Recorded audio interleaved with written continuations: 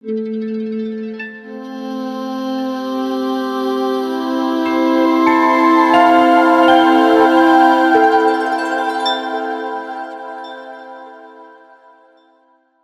sermon for tonight is the question of Jesus: do you want to get well?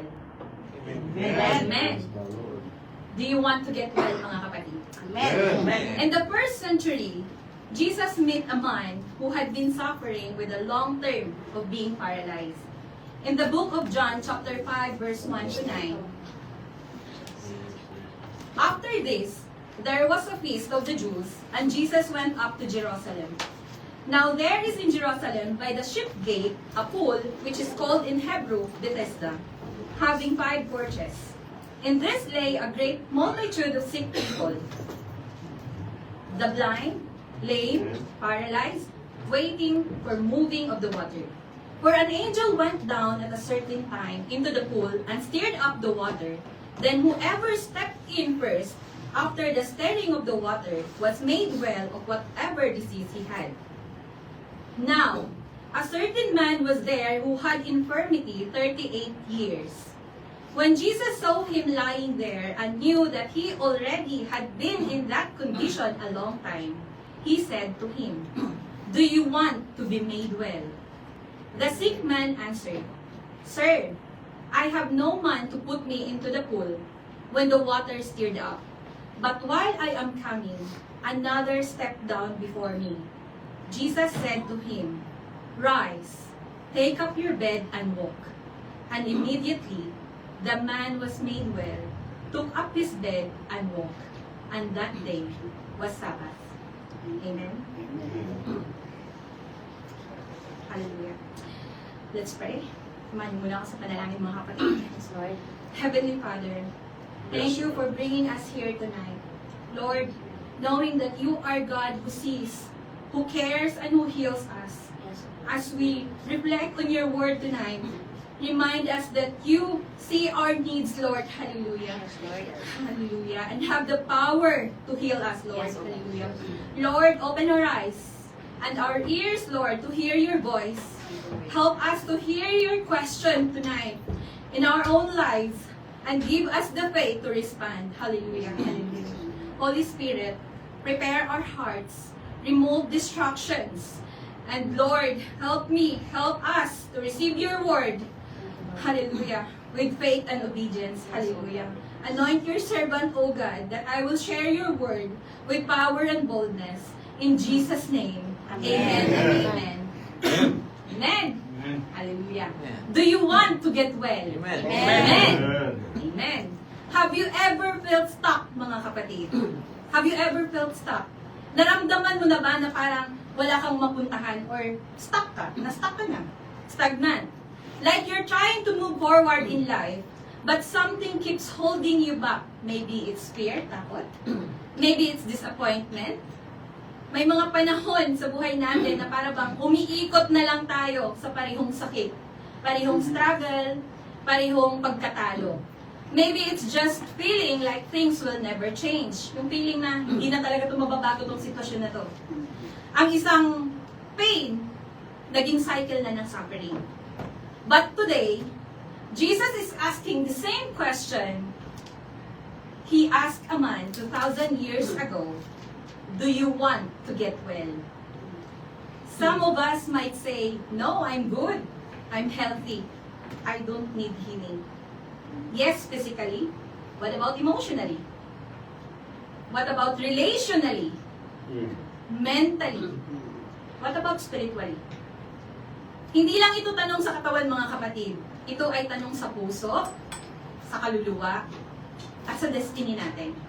Because I believe Jesus is asking us, each and every one of us, this is our opportunity, mga kapatid, to get real and honest to ourselves. Amen? Amen. Maybe today, someone feels like that. Stuck in a habit, fear, or sadness. And nothing seems changed. Ganun pa rin yung buhay.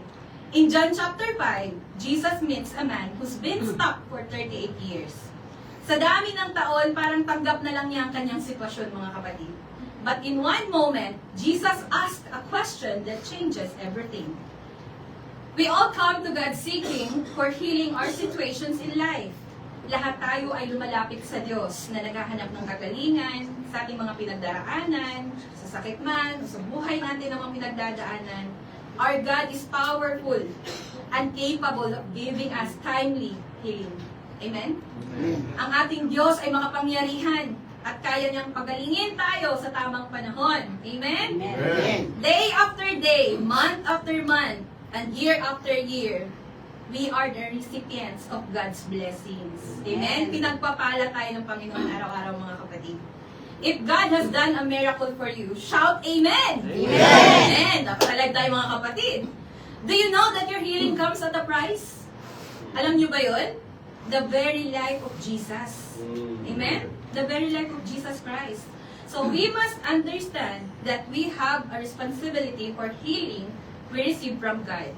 Because of His stripes, we are healed. Amen? Amen. In John chapter 5, verse 1 to 2, sometime later, Jesus went up to Jerusalem for one of the Jewish festivals. Now there is in Jerusalem, near the ship gate, a pool which in Aramaic is called Bethesda, and which is surrounded by 5 covered colonnades. Jesus is in Jerusalem, mga kapatid, to celebrate the feast of the Jews. Jesus entered through the ship gate. In walls around Jerusalem, there was a gate on the north of the city, by which the animals were brought from the countryside for sacrifice. It was called the ship gate. Ito ay tinatawag na pintuan ng mga tupa. Once inside the city, within the temple court, there was only one door where the ship went in and no lamb ever came back out after entering the temple. So walang nakakalabas po, mga kapatid, kung saan dito pinapasok yung mga tupa, yung handog or alay ng kasalanan, wala ni isang nakakalabas dito. Jesus later said, I am the gate. Whoever enters through me will be saved. They will come in and go out and find pasture. Sabi nga sa John chapter 10 verse 9. Amen. Ako ang pintuan. Ang sino mang pumapasok sa pamamagitan ko ay maliligtas. Papasok siya at lalabas at makakatagpo ng pastulan. Amen. Amen? Once inside, Jesus comes to the pool of Bethesda. In John chapter 5 verse 3 to 4. Here, a great number of disabled people used to lie, the blind, the lame, the paralyzed. For an angel of the Lord went down at a certain seasons into the pool and stirred up the water. Whoever then first, after the stirring up the water, stepped in was made well from whatever disease with which he was afflicted. Maraming may sakit, mga bulag, mga pilay, at paralitiko. Paralitiko. Ang nakahiga sa paligid ng pool, mga kapatid. Naghihintay sa paggalaw daw ng tubig at pinaniniwalaang pag pinapagalaw ng isang anghel upang magdala ng kagalingan. Pinapagalaw daw ng anghel yung tubig para gumaling sila. Pinaniniwalaan nila yon. Isa sa kanila ay isang lalaking 38 taon nang may karamdaman. Hindi binanggit dito kung ilang taon na siya. Basta, 38 years na siyang may karamdaman. The pool of Bethesda, in Aramaic for House of Mercy, was a spring-fed pool just north of the temple. Isang bukal na pinagmumulan ng tubig na matatagpuan sa hilaga. Lying around the pool are the poor, the sick, the blind, the lame, and the paralyzed people. Everyone has deformity. Lahat deformity. This man represents many people today. Tulad sa maraming tao ngayon, mga kapatid. Physically, emotionally, spiritually paralyzed. Kahit nagsisimba na, nakarinig na ng salita ng Panginoon, nagpapatuloy pa din sa kasalanan. Amen? Amen. It is said that on occasion, an angel of the Lord stirred the water, and whoever gets in the pool first would be healed. Everyone lying there is waiting for their turn. So lahat ng naghihintay dito sa pool na to, naghihintay sila ng kanilang pagkakataon. The pool was full of hope, but also hopelessness people waiting for something to change. Puno ng pag-asa yung pool, mga kapatid. Ngunit may kasamang kawalang pag-asa. Mga taong naghihintay na may pagbabago. Everyone needs a change. Amen. Amen. In John chapter 5, verse 5 to 6, one was there, had been an invalid, in other scripture, disabled or infirmity, for 38 years. When Jesus saw him lying there and learned that he had been in this condition for a long time, he asked him, "Do you want to get well?" Number 1, Jesus knows exactly what you are facing. Alam ng Panginoon ang lahat ng pinagdadaanan natin. Amen. Hindi tago sa Kanya. Amen. There was a man who was waiting for 38 years. He was paralyzed, waiting for his turn. Every time he tries to jump, someone overtakes him. And he is waiting for almost 4 decades. Imagine being stuck for almost 4 decades, mga kapatid. Mahaba yun. Jesus knew this man's situation without having to be told. Alam ni Jesus ang kalagayan ng lalaking ito nang hindi niya kailangang sabihin. For 38 years, he had been paralyzed and unable to walk. He is waiting by the pool, hoping for some kind of miracle. Naghihintay siya sa tabi ng pool, umaasang may mangyayaring himala. Jesus knew his situation without speaking to him. Kahit hindi siya kinakausap ng Panginoon, alam ni Jesus ang kanyang kalagayan, mga kapatid. Jesus knows you perfectly. He knows everything about us. Kahit taguman tayong may ginagawa, alam ng Panginoon na may ginagawa tayo. Inside out, and all you have ever felt, anong nararamdaman mo, nakikita ng Panginoon. Or thought, anong iniisip mo, nakikita ng Panginoon. He knows your condition. He knows your pain. Ang pain ay part ng buhay. Amen. Pero hindi dapat siya maging buong buhay mo. Amen? Amen. He knows your desires in life. Alam ng Panginoon. The scripture says in Psalm 134 verse 1 to 4, "You have searched me, Lord, and you know me. You know when I sit and when I rise. You perceive my thoughts from afar. You discern my going out and my lying down. You are familiar with all my ways. Before a word is on my tongue, you, Lord, know it completely." Sa Tagalog, sabi niya, Panginoon, sinisiyasat niyo ako at kilalang kilala. Nalalaman niyo kung ako ay nakaupo o nakatayo. Kahit na kayo ay nasa malayo, nalalaman niyo ang lahat ng aking iniisip. Nakikita niyo akong habang ako'y nagpapahinga o nagtatrabaho. Ang lahat ng ginagawa ko ay nalalaman ninyo. Panginoon, hindi pa man ako nagsasalita, ay alam niyo na ang aking sasabihin. Amen? So, ganun ka yung Panginoon natin, mga kapatid. Alam niya lahat, walang tago. Jesus is close to those who are broken-hearted. So, sino bang broken-hearted ngayon? Wala naman, di ba? Amen. Jesus chooses to go to this pool. He didn't stumble there by accidentally. Hindi siya accidentally napunta doon. He knew what he was doing. Alam ng Panginoon ang ginagawa niya. Amen? Jesus was going to this pool the same way he went to Samaria to find the woman at the well. Na-preach na ni Pastor, di ba yun? The woman at the well.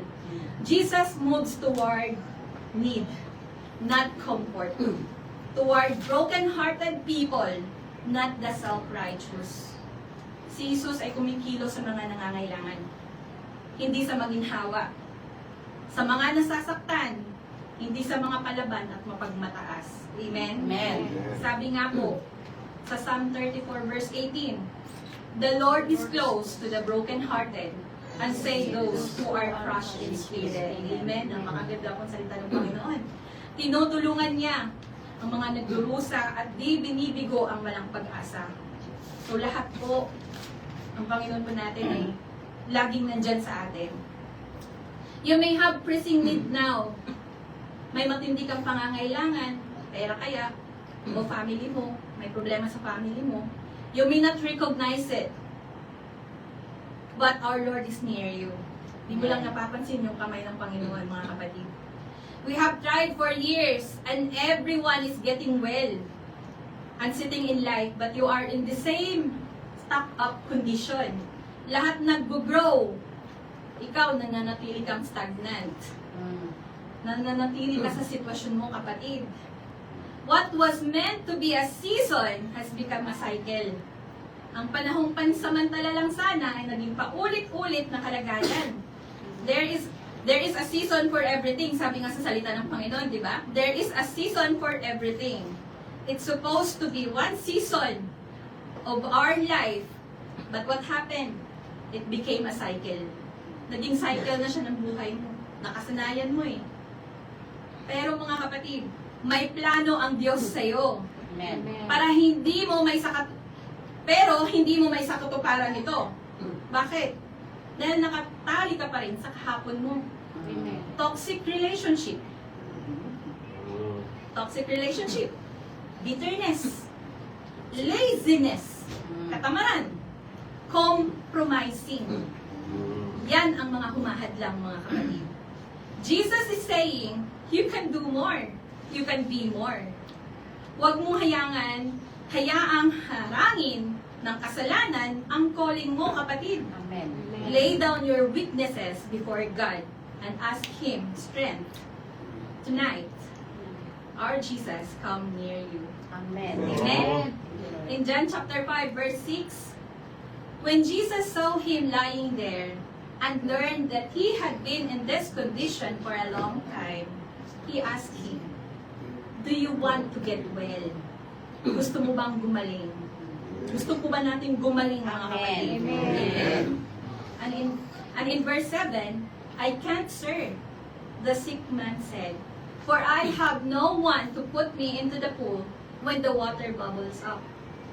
Someone else always gets there ahead of me. Sumagot ang may sakit, Ginoo, wala pong maglulusong sa akin kapag gumagalaw na ang tubig. Papunta pa lamang ako, may nauuna na sa akin. Ibig bang sabihin nito, mahina siya. Siyempre, paralitiko, di ba? So, nag-uunahan sila dun sa healing na inaakala nila. The man gives an excuse. The man gives an excuse. I can't, sir. Di ba? Nabasa natin, I can't, sir. Sabi niya, I have no one to put me into the pool.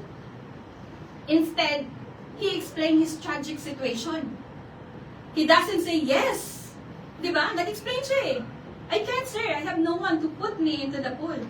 He doesn't say yes. Dapat nag-go siya, di ba? Diretso. He start explaining why he's still stuck. Ni-explain niya. Nauna pa niyang sabihin kung bakit hindi pa rin siya makausad. Amen? We all do this sometimes, mga kapatid. It's not my fault. Hindi ko naman ito kasalanan eh. No one helps me. Walang tumulong sa akin. I've already tried. Na-try ko na. Wala pa din. Jesus wasn't asking for a story. He was offering a solution. Amen. Amen. Don't let excuses be louder than your faith. Amen, mga kapatid? Ulitin natin. Don't let excuses be louder than your faith. Lakasan pa natin, mga kapatid. Don't let excuses be louder than your faith. Stop making excuses. Sabi nga sa preaching ni Pastor, di ba? Tumatawa tayo, Brother Rico, pinapawisan ako sa'yo. No more excuses. Di ba sabi ni Pastor no preaching niya dito? No more excuses. What excuses are we making, mga kapatid? Ano yung mga excuses na gagawa natin? Marami. Marami? Dapat, no more excuses na. Klaro yun, Don't let excuses be louder than your faith. Dapat mas maano yung ano natin, yung pananampalataya natin, mga kapatid. Are we too busy to pray? Right. Too tired to serve ministry? Right. Nakakapagod bang mag-serve sa ministry? No? Tuloy-tuloy ang pag-serve natin, kapatid. Or too distracted to listen? Distracted ka ba sa problema mo kaya hindi ka nakikinig? Amen? Today, you may feel lonely. Lonely ka ngayon. You may think there is no one to help you. Alam mo, walang tumutulong sa'yo. I am all alone. Mag-isa lang ako. Brother Carl, what will I do, Lord? What will I do, Lord? Sabi niya, di ba? Remember, mga kapatid, God is there to help you. Amen? Amen. Amen. God is there to help you. Amen. In Isaiah 41 verse 10. Mabilis ba tayo, mga kapatid? So do not fear, for I am with you. Do not be dismayed, for I am your God. I will strengthen you and help you. I will uphold you with my righteous right hand. Basahin nga po natin lahat, mga kapatid. So do not fear, for I am with you. Do not be dismayed, for I am your God. I will strengthen you and help you. I will uphold you with my righteous right hand. Huwag kang mangamba, kapatid, dahil ako ang Diyos mo, sabi sa salita niya. Palalakasin kita, Brother Jason, at tutulungan kita.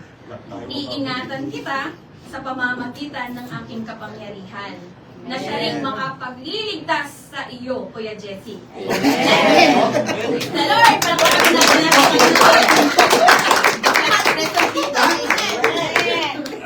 Jesus asked no more question. Yan ang tanong ng Panginoon. Amen? In response to that description of his sorrow, dahil nga, di ba, nag-explain siya sa pangyayari sa kanya. Hindi siya nakausad doon, nag-explain siya kasi walang tumutulong sa kanya. In response to that description of his sorrows, Jesus acts. Amen? Jesus acts. Jesus gives a simple command. Very simple command. In John 5 verse 8, then Jesus said to him, "Get up, take up your bed, and walk." Amen. Get up, take up your bed, and walk. In another version, sabi niya, Jesus said to him, "Rise, take up your bed, and walk." Amen. Diba? What is the significance of Jesus telling the lame man to take up your bed and walk? Ano ang kahalagahan ng sinabi ni Jesus? Buhatin mo ang iyong higaan at lumakad ka, Brother Jonas. Amen! Alive now! Jesus told him, watch this, mga kapatid. Jesus told him what I believe the Spirit of God is saying to me, to many, saying to many of the lame, paralyzed, and blind people in this room or watching online right now in verse 8. I know what the Spirit of God is saying to you again, mga kapatid. In verse 8, rise, take up your bed and walk. I'm going to give you an example. Rise, take up your bed and walk. Because it didn't hit you yet, mga kapatid. Sabi nga ng Panginoon, sabi niya,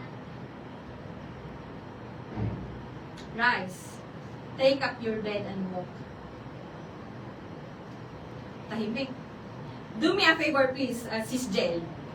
Can you please stand up? Nice. Rise. Rise. Rise. Yan. Salamat. Suklan. Jesus, Jel is standing, right? Amen. I didn't touch her legs to do that. Hindi ko hinawakan ng paa niya para tumayo. You ready for this? Amen. Ready? Amen. She had to make her own effort. She had to make her own effort to get up. I just gave her the command. Amen. She had to make a decision Amen. that she want to be made well, and she had to use her own legs to stand. Amen? Amen. Please sit, Sis Jel. Thank you so much.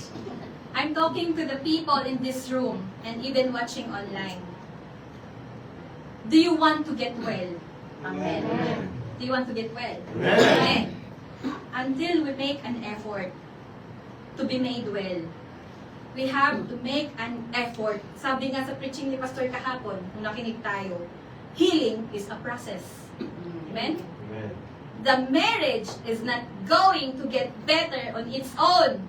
Ang marriage ay hindi kusang gaganda o aayos ng mag-isa kung ito ay magulo. Brother Rico? Amen. Amen. Your heart is not going to be healed on its own. Ang puso mo ay hindi kusang gagaling ng mag-isa kung ito ay sugatan, Brother Manny. Tama po? Your mind is not going to be healed on its own. How long are you going to hold on to that story, mga kapatid? Gaano po katagal panghahawakan ang kwento mo? Before you make an effort to be made well, Jesus could have grabbed him by his hand and hold him up. Papatayuin siya. Pwede siyang hawakan ni Jesus. Papatayuin siya o aalayan ni Jesus. He did not do that. Amen? He did not do that. He's still testing him to rise. Make an effort. I heard your excuse. One E. Now I give you another E. Make an effort. Amen? I heard your 1E. Excuse. Nag-excuse, di ba siya? Tama hindi? Ulit nating binasa. Nag-excuse siya. Now, 1E. Make an effort. Tumayo siya nang walang alay na hindi siya inalayan ni Jesus. Amen? Amen. Sabi niya, I don't have nobody to put me in this pool. Excuse. Rise. Effort. I don't have nobody to put me in the pool. Excuse. Rise. Effort. Amen? Amen. Amen. Number 3. Jesus is moved with compassion by your need. Number 3 na tayo, mga kapatid. Nahahabag ang Panginoong Hesus sa ating pangangailangan. Amen? Amen. This man didn't know who was speaking to him. Hindi niya kilala si Jesus, mga kapatid. He did not ask for healing. Hindi rin siya humingi kay Jesus, Jesus, pagalingin mo ko. Hindi natin nabasa, di ba? Hindi siya humingi ng kagalingan. It looks like Jesus healed him simply because his situation was so miserable for so long. Tila pinagaling siya ni Jesus dahil matagal na siyang nasa napakahirap niyang kalagayan. In other words, it looks like it came from Jesus' compassion.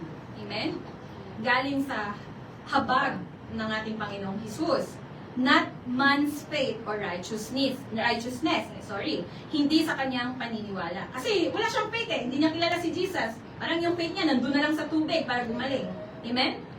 At least 9 times in the gospel, we read, Jesus was moved with compassion.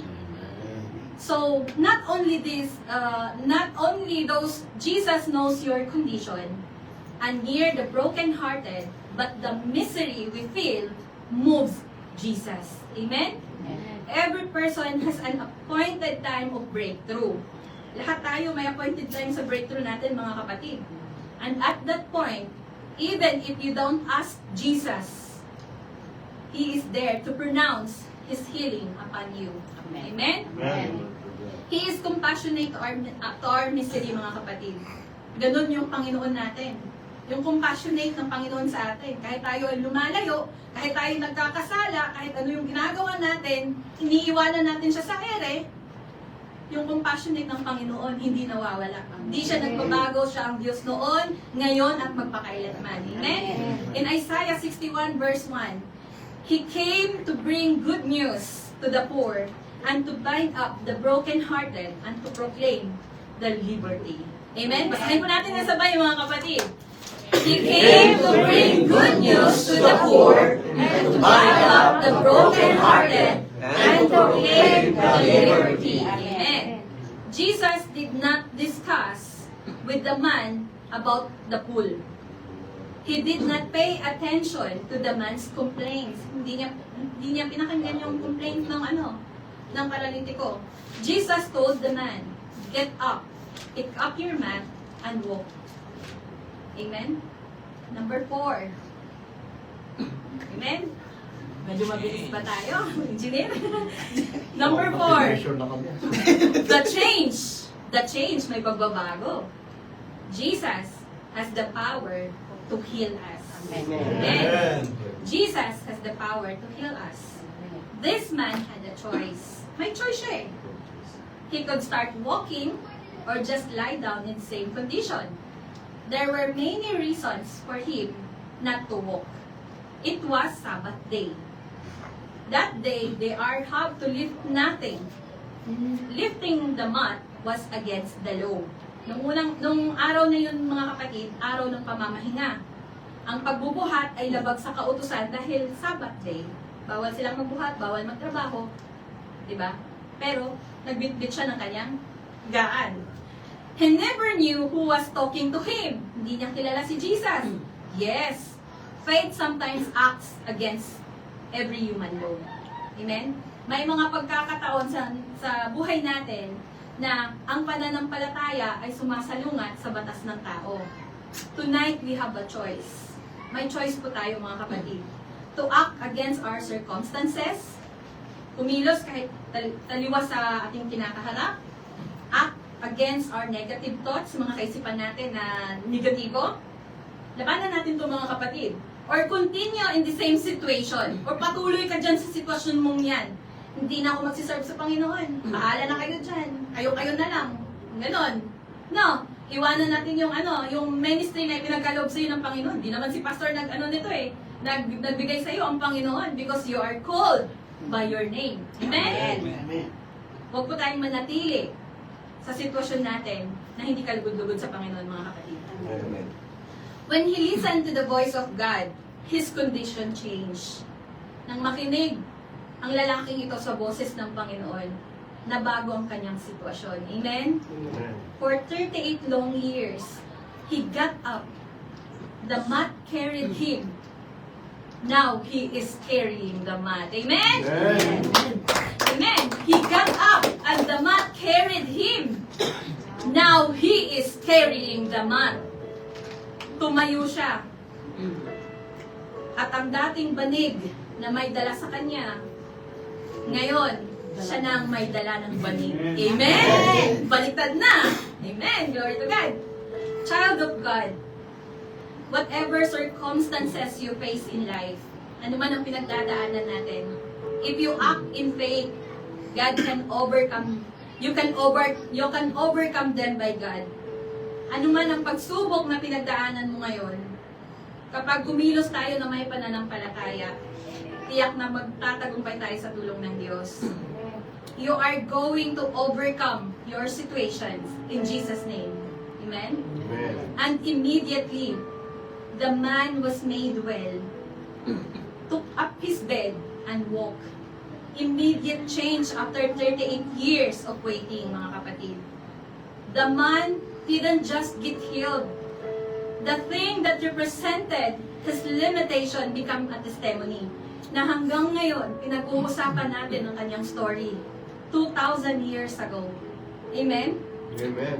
Ang bagay na nagre-representa sa kanyang kakulangan ay naging kanyang testimony magpasa hanggang ngayon at sa sumusunod na generation. Pag-uusapan siya. Dahil totoong tao to eh. Nasa Bible siya. Hindi siya kwentong lang. Nakasulat siya. Ano ba ang Bible natin, mga kapatid? Ito ay hiningahan ng Panginoon. Amen? And in verse 9, at once, the man was cured. He picked up his mat and walked. Siya ay gumaling. The word at once signified the immediacy of Jesus' power. When he speaks, disease, muscles, and bones obey. Amen? When he speaks, disease, muscles, and bones obey. And they obey at once. Kapag si Jesus ay nagsalita, mga kapatid, agad-agad nag-o-obey kahit buto pa ito. Amen? Kahit dagat pa ito. Di ba? Pinakalma niya yung dagat. Amen? We know that story. Jesus comes to us voluntarily. Voluntarily lumalapit si Jesus sa atin.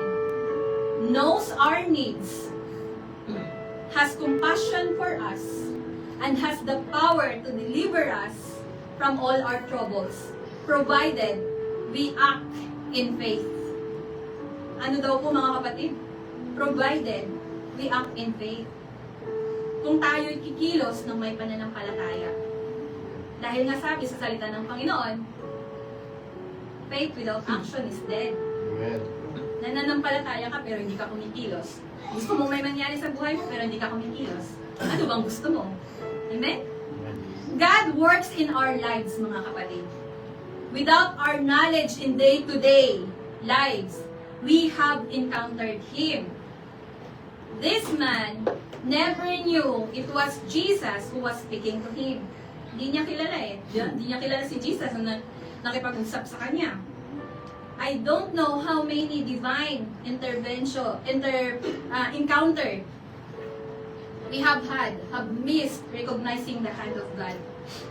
Hindi natin namamalayan sa araw-araw na tayo ay naglalakad, papuntang trabaho, tayo ay nagigising at tayo ay pumupunta sa trabaho, sa daan, hindi natin namamalayan.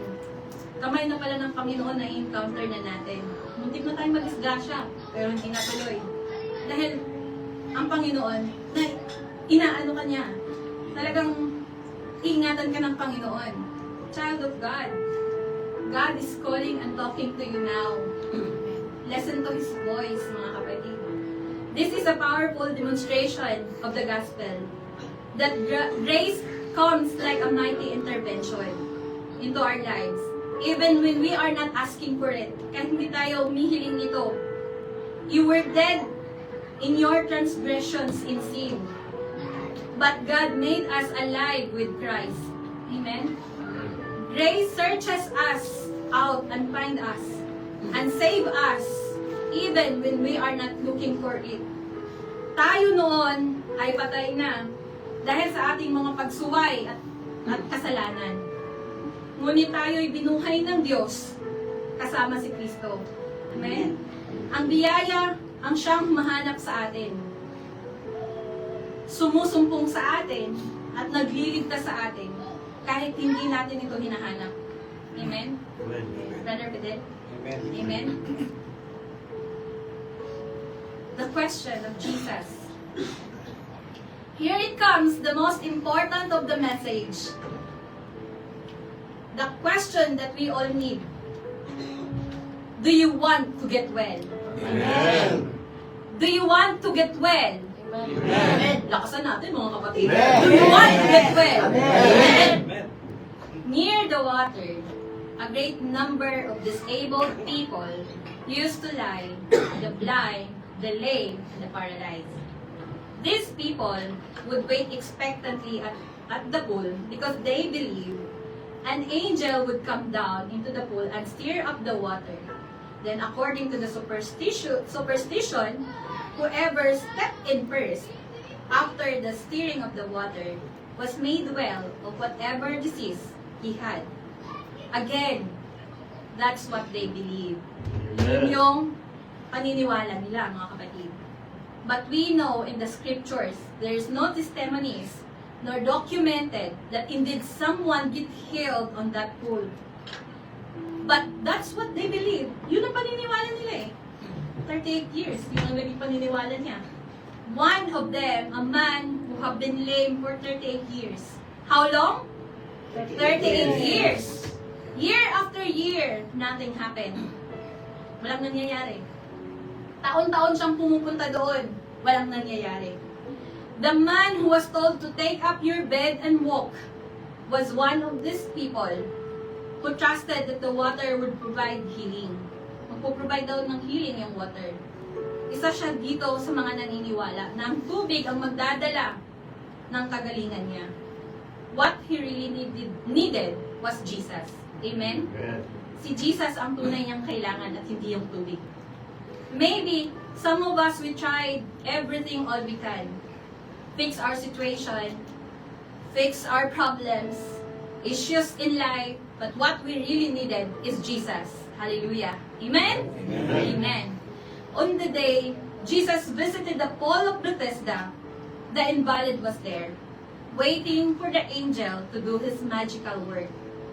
The man did not know Jesus and thought the pool was needed. The pool was what he needed to be healed. Buong akala niya, sa 38 years na yun ang kailangan niya para gumaling. He complained to Jesus that there's no one to help me into the pool when the water is stirred.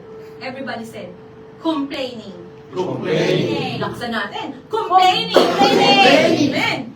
Ask your neighbor, what is your complaint? What is your complaint? What is your complaint? Brother Jason. What is your complaint? What is your complaint? I believe with all my heart, whatever complaint we have, anuman ang hinaing natin, anuman ang mga complaint natin, if you encounter Jesus today, something is going to happen. Amen? Amen. Miracle is going to happen, Brother Richard. Amen? Amen. Amen. Instantly yun, kapatid. In Jesus' name. Hallelujah. While I am trying to get in, someone else goes down ahead of me. Di ba nakakalungkot pakinggan yung sinasabi niya? While I'm trying to get in, someone else goes down ahead of me. Nauunahan siya. Jesus swept aside all superstition and false belief with one command. Rise, take up your bed, and walk. One command by Jesus.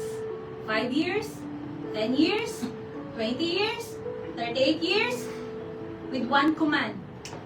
Rise, take up your bed, and walk. The man was instantly cured, and he picked up his mat and walked. Everybody said, instantly. Instantly. Nakasan natin mga kapatid. Instantly. Instantly. Sabay-sabay. Instantly. Instantly. Amen. Agad-agad. The man never got wet. Hindi siya nabasa. It was not the water the man needed, but Jesus. Amen. Hallelujah. Jesus, I need you. Jesus shows his ultimate healer, not just of physical maladies, but of our hearts. After healing, Jesus found the man in the temple and said to him, "See, you have been made well." Sabi ni Jesus. Jesus found the man in the temple and said to him, "See, you have been made well.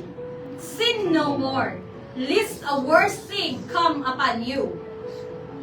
Banggitin natin sa Tagalog, mga kapatid. Medyo powerful. Powerful ang salita ng Panginoon. Sabi ng Panginoon, magaling ka na. Magaling ka na ngayon. Huwag ka nang gumawa ng kasalanan. At baka masahol pa. Riyan ang mangyayari sa iyo. Magaling ka na, kapatid. Huwag ka nang magpatuloy sa kasalanan. No turning back. Sabi nga, di ba? Sa kanta, no turning back. Huwag mo nang hukayin yung dating ikaw. Wala na yung dating ikaw. You are a new creation. Amen? Jesus revealed that the man's physical healing was secondary need to be healed spiritually. Ang physical na kagalingan ng lalaking ito ay pangalawa lamang kumpara sa kanyang pangangailangang magpagaling spiritual. Kailangan talaga pala natin magpagaling sa spiritual, mga kapatid. Hindi lang yung physical natin. Okay, healthy ka nga. Pero yung relationship mo sa Panginoon, kumusta, kapatid? On fire ka pa ba? O wala na yung fire na ibinigay sa'yo ng Panginoon? Amen? Dapat on fire po tayo, mga kapatid, dahil ayaw niya ng maligamgam. Although the passage does not reveal the man's conversion, it does teach that Jesus sees only our physical maladies, but our hearts as well. So, hindi lang nakikita ng Panginoon yung pangangailangan mo sa katawan, na gusto mo na talagang gumaling sa sakit mo, but our hearts as well. Gustong baguhin ng Panginoon ang puso natin, mga kapatid. He is the only one who can provide the spiritual healing we need, mga kapatid. Siya lamang ang makapagbibigay sa atin ng spiritual na kagalingan. Amen? Amen. While being physically ill for 38 years is difficult, an eternity in hell is even worse. Ang walang hanggang pagdurusa sa impyerno ay mas masahol pa, masakit, mga kapatid. Hindi ka mamamatay doon. Naglalagablabang ang apoy, ang sakit nandun, pero hindi ka mamamatay doon. Hanggang sa mapagod ka na sa apoy ng impyerno, mga kapatid. Dahil tunay at totoo ang impyerno. Amen? Do you want to get well? Amen. Amen? Jesus' command, take up your bed and walk. And its immediate result, immediate, di ba? Revealed that He is greater than any superstition, folklore, or man-made rule. Amen? Amen. Faith in anything other than Jesus is misplaced and leave us wanting. Amen? Faith in anything other than Jesus is misplaced and leave us wanting. Ang pananampalataya sa anumang bagay, yung ginawa mo ng Panginoon yung problema mo, maliban kay Jesus, ay mali. At nag-iiwan sa atin ng kakulangan. Kaya napipil natin, mga kapatid, bakit kulang? Bakit parang may kulang? Kasi, lumalayo ka sa Panginoon, kapatid. Amen? Yet, Jesus can forgive anyone who will turn to Him for salvation. Jesus can forgive anyone. Ano man ang kasalanan na ginawa mo, pinakamarumimang kasalanan nito. Kung ikaw ay lalapit sa Panginoon at kikilalanin mo siya at magsiserve sa Kanya, He will turn yung problema mo. Lahat-lahat. Jesus can forgive anyone who will turn to Him for salvation. That is the ultimate healing we all need, mga kapatid. Yun ang pinaka-kailangan natin, mga kapatid. Yung salvation. Amen? Amen. A short testimony, mga kapatid. I remember 3 years ago, I was thinking to myself, there's no way possible to heal my broken-hearted. Broken. A lifetime that scars and pain will hunted me down. Yung scars, yung pain, hahantingin ako. With that noise in my head, I considered thoughts of suicide. Not just once, but 3 times. Because the noise in my head was so tormenting me, I had to retrain myself how to think positive. Some people in their mind, they get hopeless and turn to suicide. Dealing with that noise in my head, what if the Lord does not heal me? This problem will never change.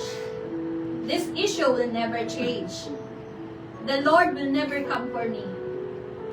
Acceptance my situation will never get better until we encounter Jesus. Amen? We encounter Jesus in our life. And now, standing in front of you, a living testimony that God knows what we are facing. He is near to the brokenhearted and has compassion to our needs. In Jesus' name, to God be all the glory.